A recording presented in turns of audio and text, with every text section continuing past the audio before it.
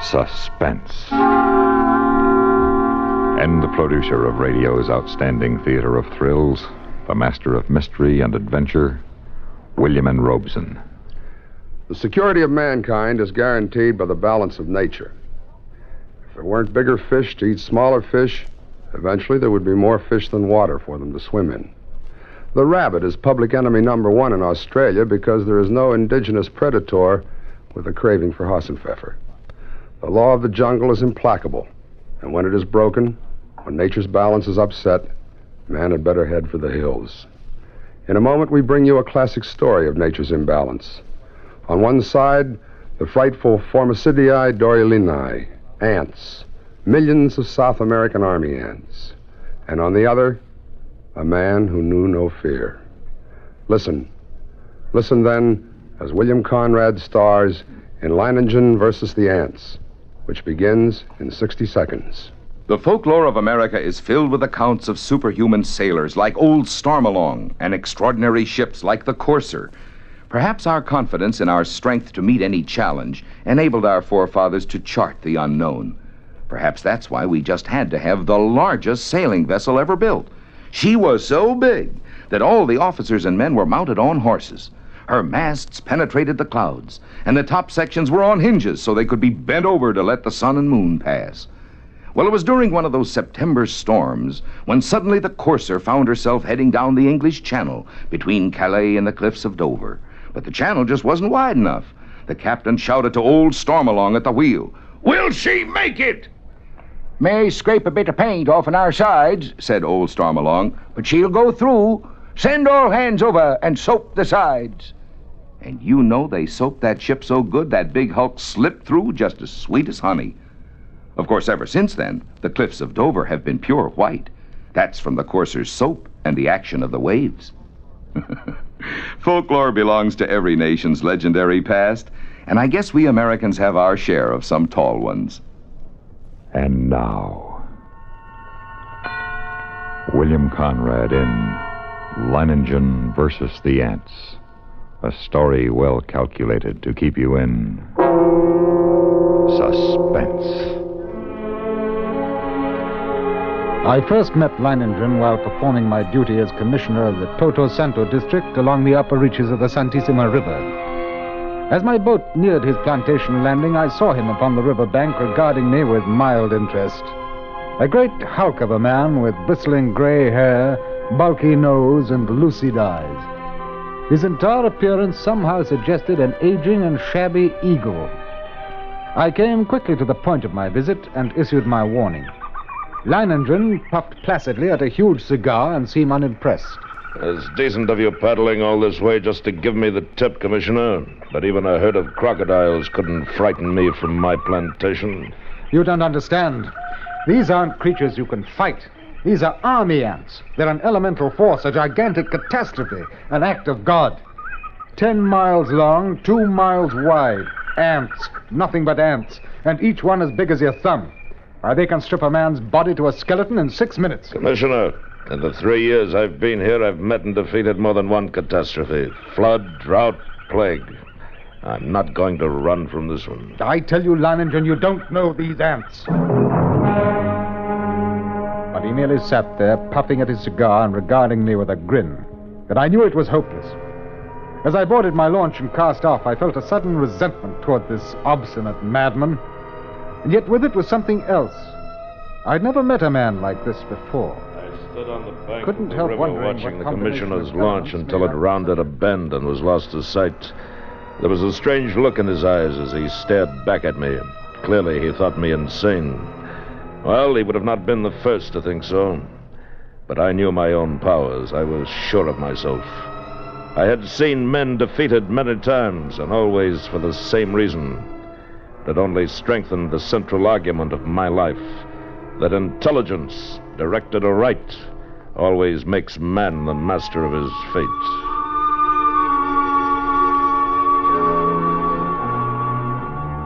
That evening, I called my Indian workers together in front of the plantation house, and I saw their faces go ashen with terror as I told them that the ants were coming. Then one of the men stepped forward. Blas, the foreman. Senor, We have worked hard here for these 3 years, all of us. We have built the finest plantation in this district. We all share in it. It has been a home for all of us and our families. Now the ants come. Yes, now the ants come. These ditches we dug last year, they were for the ants? They were for the ants. If we moved our families across the river, the ants could not reach them. That's right. Your families would be safe. And you? The ants are mighty. We know what they can do. But we think that you are mightier. We will stay and fight against the ants with you. I knew that the men would give me that answer. I'd counted on it. And suddenly I thought of the commissioner and wondered what he would say at such an unquestioning confidence. Would he still think I was insane? At least I knew he would not soon forget. The days spent in warning all the plantations in my district, sleep was out of the question for me all that night. I could think of only one thing, one man, Leiningen. One man who calmly evaluated his chances against a deadly menace, coolly decided he could win, and was willing to stake his life on it, to risk a horrible death for it.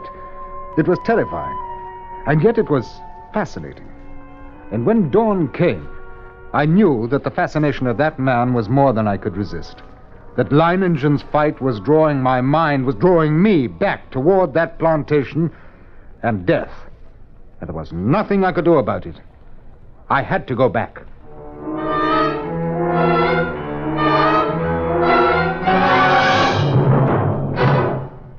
The second act of Suspense continues in 1 minute.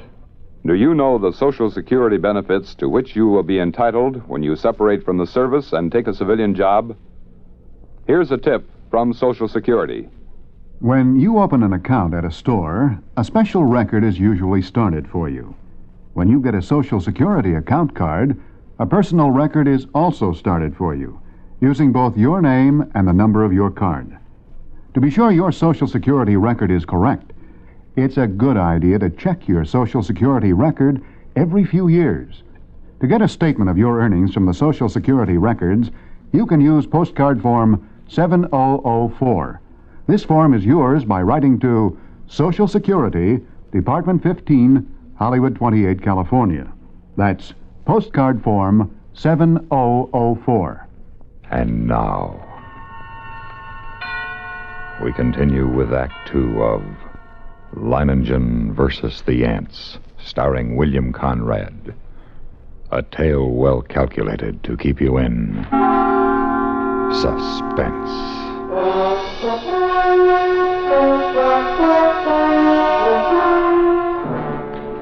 It was 10 o'clock in the morning when I rounded the bend below Leiningen's plantation.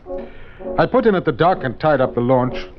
And then I saw him standing on the bank above me, arms folded, stubby cigar in his mouth, and a sardonic grin on his face. Back for another warning, Commissioner? No. Back to stay a while, huh? Yes. You don't seem very surprised. I'm not. You expected me? I thought you'd be back.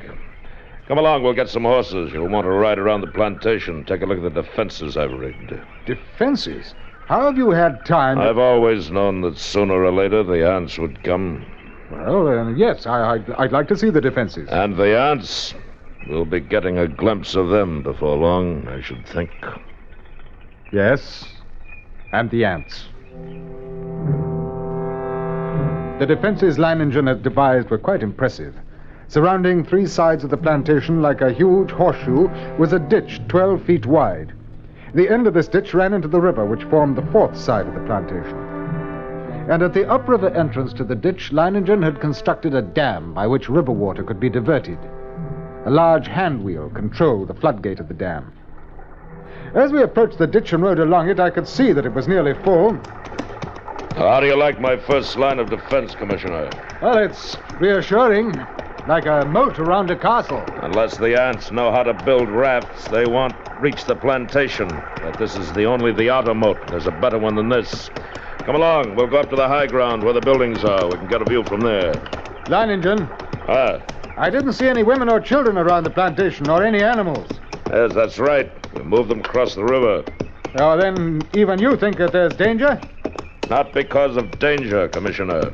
Matter of efficiency. Efficiency? Cuts down on the efficiency of the men if they're worried about their families. Critical situations only become crises when oxen and women get excited. Here we are. See the ditch? Well, it's much smaller than the other. You've noticed how all the buildings are on this piece of high ground. This inner ditch surrounds them, and it's lined with concrete. Yes, but even filled with water, this is no barrier. It's not big enough. Why, if the ants get this far, they'll get no farther. This ditch wasn't built for water, Commissioner. You see the pipes leading into it? See those storage tanks on the hill? Huh? Gasoline. They can throw up a wall of flame. You care to bet they won't like that? Oh, I dare say they won't. Look, Commissioner. Over there on the horizon. Yes, there are your ants. Look at them. It was a sight I'll never forget. Over the range of hills, as far as I could see, crept a darkening hem, ever longer and broader until the shadows spread across the entire slope, and then downward, uncannily swift. And all the grass and bushes on the entire slope was being mowed as by a giant sickle, leaving only the vast moving shadow, extending, deepening, and moving rapidly nearer. They're a hideous lot, aren't they? Oh, Leiningen, we can't last against that. Look at them. Why, they could fill your ditches with their corpses and still have enough to destroy every one of us. We've got to run for it. No. They haven't gotten to us yet, and they never will. Come along. We'd best get back to the men. The hostile army was approaching in perfect formation. No human battalions, however well drilled, could ever hope to rival the precision of that advance. Along a front that moved forward as uniformly as a straight line, the ants drew nearer and nearer to the water ditch. And as they approached, two outlying wings of the army detached themselves from the main body and started marching along the sides of the ditch, no doubt expecting at some point to find a crossing. And during this hour-long flanking movement, the main army remained still. Across the scant 12 feet of ditch, I stared at them, and they seemed to stare back at me.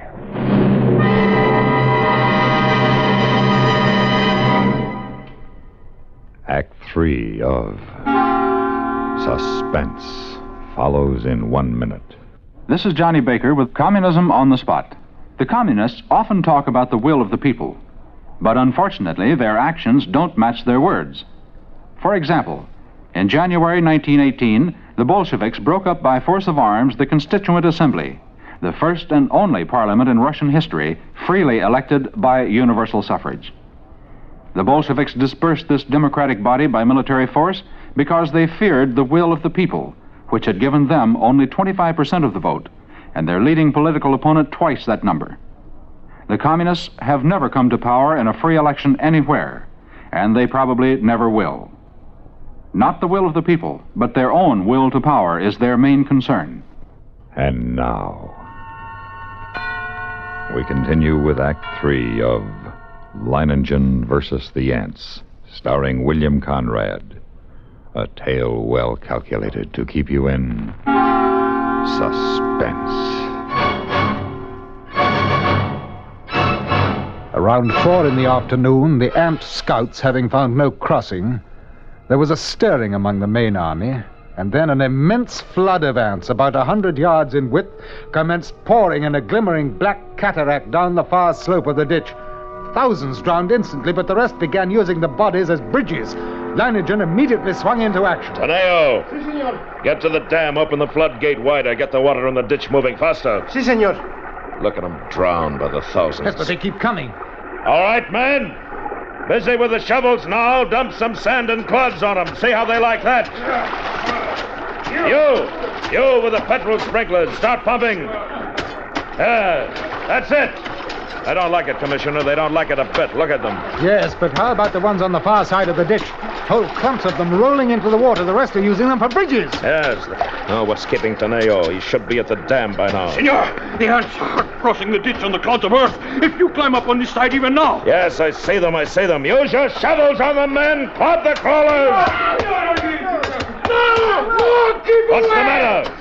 Senor, they crawl up on my shovels. They crawl in my arms. alive! Into the petrol, you idiot! Douse your paws in the petrol!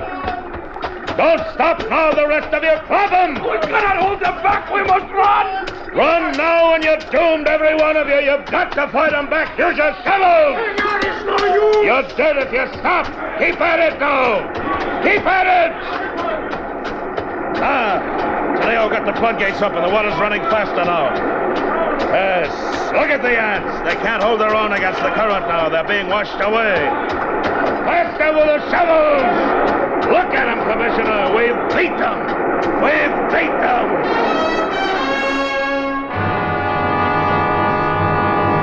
It was true. Leiningen had won at least the first round. The floodgates were left open to forestall any night crossing. I allowed myself to hope that the ants would go on, would pass us by. But when the dawn came, the dark blanket was still there, motionless across the ditch. And then we noticed a feverish activity on the other side of the plantation. Here, a grove of tamarind trees lined the far end of the ditch, and every tree swarmed with the crawling insects. But instead of eating the leaves, they were merely gnawing through the stems so that a thick green shower fell steadily to the ground. Well, it looks as if it's feeding time for our friends, huh? Boss. Senor. Have all the petrol pumps brought here and get everyone over here except the lookouts on the other side, and then pass out the shovels. Si, senor. Are you going to deprive them of a meal? Meal? Aren't they cutting down the leaves for food? Wish they were. What do you mean? I said if they wanted to get across, they'd have to have rafts. And that's just what they've got. Those leaves are their rafts. Even as he spoke, the leaves went tumbling down the far bank by the thousands. The current drew them away from the bank, and each leaf carried several ants. Don't worry. As long as you keep spraying them and shoveling dirt on their rafts, they can't land But, now. senor, there will be too many. It's true, look. More leaves in the ditch all the time. Why, they'll have a solid carpet to walk across in a minute. Not so fast, Commissioner. I've still got a trick up my sleeve for them. The water. The ditch is drying up. Yes, of course it's drying up. That's the plan. Those are the orders I sent to the dam. Are you mad? As soon as it's empty, what's to prevent the ants? Look, the water's way down. It's almost dry. They'll be able to come across the bottom. They'll not make it if the man at the dam carries out his orders. He should have opened the gates again by now. To flood the ants? Yes, right. What a chance to take if anything should happen. Here comes the water. Now we'll give the crawlers in the ditch a good ride out to the river. Yes, there. Look at him go!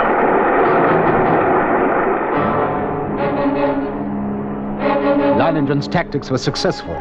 At first, the violent flow of water raced through the ditch, overwhelming leaves and ants and sweeping them along. 3 times the ditch was emptied. 3 times the ants raced across the bottom, and 3 times the water arriving just in time carried them away. But the 4th time, as the water lowered nearly to the bottom of the ditch, we waited in vain for the rushing waters. And then... Senor! What's the matter? What's gone wrong at the dam? The ants. Just as the man at the dam lowered the water almost to the bottom, the ants attacked the dam. Before he could open the floodgate, he was almost surrounded. He ran. The ants kept coming. They were across the ditch. Leiningen stood motionless, absorbing the news of his defeat without a word. Then he raised his pistol and fired 3 shots into the air. The prearranged signal for all the men to retreat instantly to the second line of defense, the concrete-lined ditches 2 miles from the point of invasion. Soon after we arrived there, the natives commenced straggling in, silently. Leiningen waited until all of them had gathered, and then he spoke to them. Well, lads, we've won the first round, lost the second. But we'll smash the crawlers yet. Anyone who thinks otherwise can draw his pay and push off. There are rafts enough on the river and plenty of time still to reach them.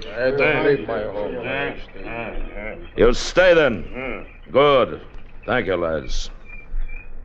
And you, Commissioner? I can't persuade you to give up the fight. You cannot. Well, then I stay too. Yes, I knew you wouldn't. Senor, a few of the ants have reached the ditch. They're trying to get across? No, senor, not. I didn't think they would. There's plenty of food out there for them. Food I've spent 3 years in raising. It ought to last them until morning anyway. Yes, we were safe for the moment. But the next morning, the black swarm was solid around us, and their shock troops were hard at work. They were dropping shreds of bark and twigs and leaves into the petrol-filled ditches, forming a floating bridge across the surface of the liquid. Leiningen stood silently watching this operation, and I could see a grudging admiration in his face. Then, after several hours, the attack came. Down the ditch they poured, thousands of them, and across the bridge of twigs, rapidly approached the inner side. Leiningen sat motionless watching them. Leiningen, for the love of God, don't sit there like a statue. They'll be on us in a moment. Let them fill it first. Now. All right. Everyone back from the ditch. Go on. Blas, hand me the torch.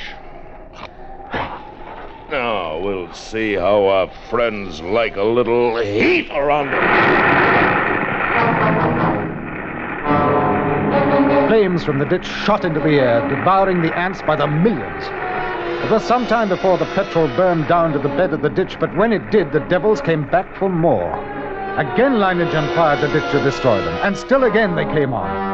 But at each successive firing, the task of the ants grew easier because of the film of ash which now covered the petrol. And as they returned to the assault time after time, a slow, sickening horror crept into my mind. I looked quickly at Leiningen and then at the gasoline tanks. He read my gaze and nodded slowly. That's right, Commissioner. We could hold them off forever if our supply of petrol was unlimited. But it isn't. We've got enough to fill the ditch once more. And then? Piccolo! Piccolo, come back! Now the idiot jumped the ditch. He'll never make it to the river. Piccolo! Come back!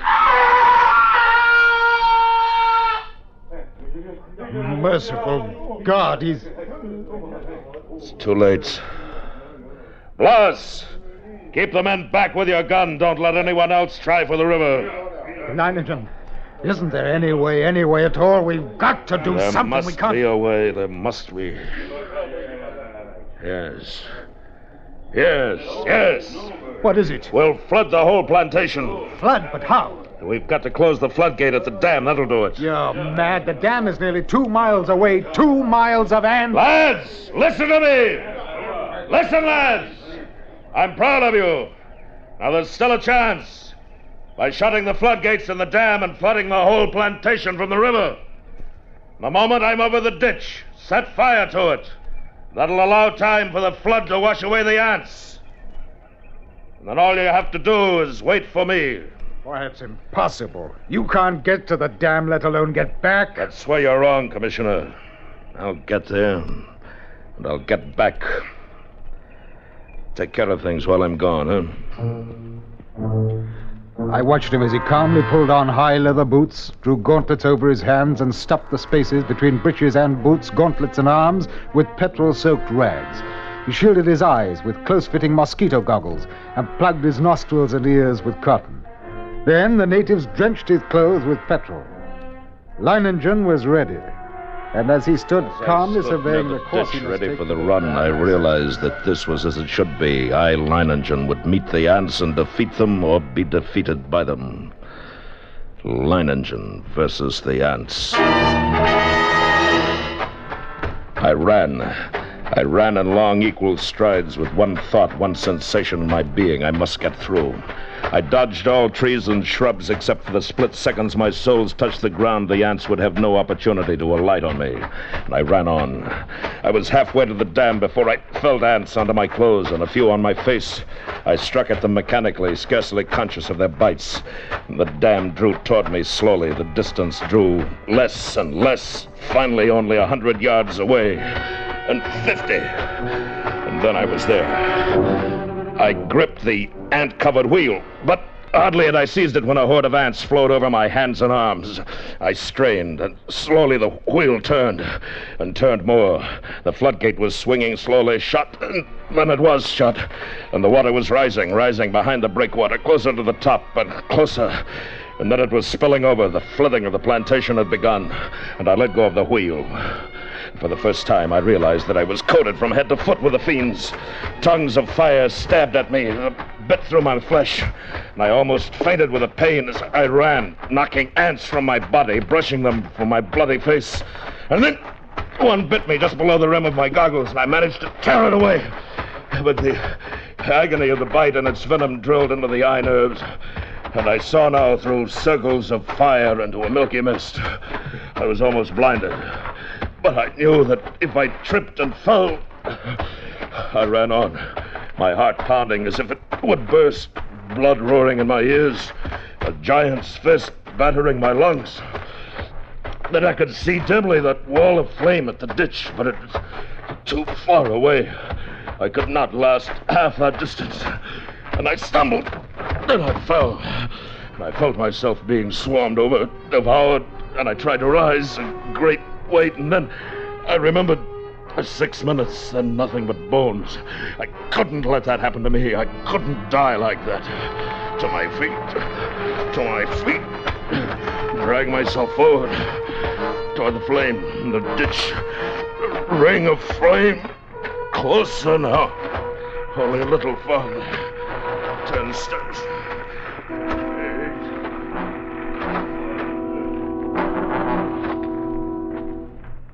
8. It seemed we had waited for hours, when all at once, through the blazing ring around us, an apparition hurtled and fell full length on the ground.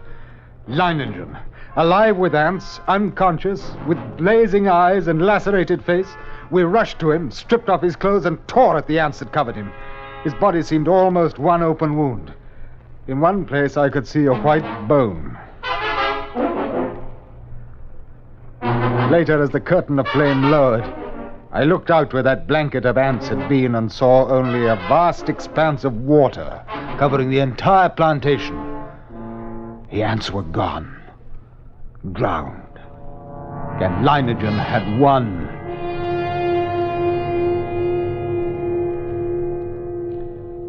He lay on his bed, his body swathed from head to foot with bandages. But Leiningen was still alive.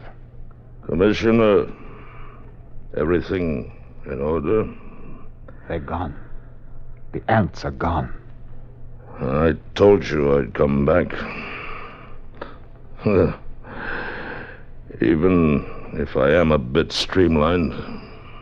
And then this amazing man grinned, shut his eyes, and quietly fell asleep.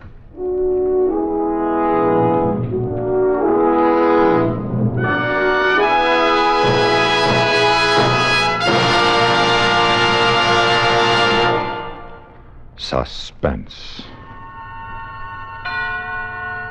in which William Conrad starred in William N. Robeson's production of Leiningen versus the Ants, adapted by Robert Reif from the original story by Carl Stevenson.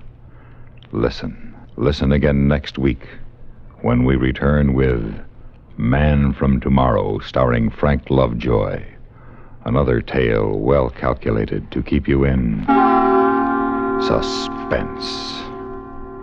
Supporting Mr. Conrad in Leiningen versus the Ants were Ben Wright, Lou Merrill, Donald Buca, and Don Diamond.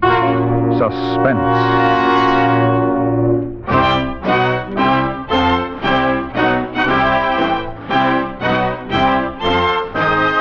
Suspense has been brought to you through the worldwide facilities of the United States Armed Forces Radio and Television Service.